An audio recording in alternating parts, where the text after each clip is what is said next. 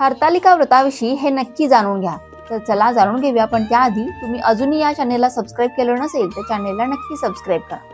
हरतालिका तृतीयेच्या पूजेसाठी शुभ मुहूर्त सकाळी 6:02 ते 8:33 असणार आहे.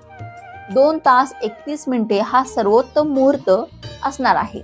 तसेच संध्याकाळी पूजेसाठी सर्वोत्तम वेळ 5:26 ते 6:36 या शुभ काळात उपासना केल्याने साधकाला दुप्पट फळ मिळते. या दिवशी सकाळी लवकर उठून स्नान करावे, स्वच्छ वस्त्र परिधान करावे, घर स्वच्छ करून घरातील देवघरातील देवांची पूजा करावी. त्यानंतर हरतालिकेच्या मूर्तीची आणि शिवलिंगाची देखील पूजा करावी.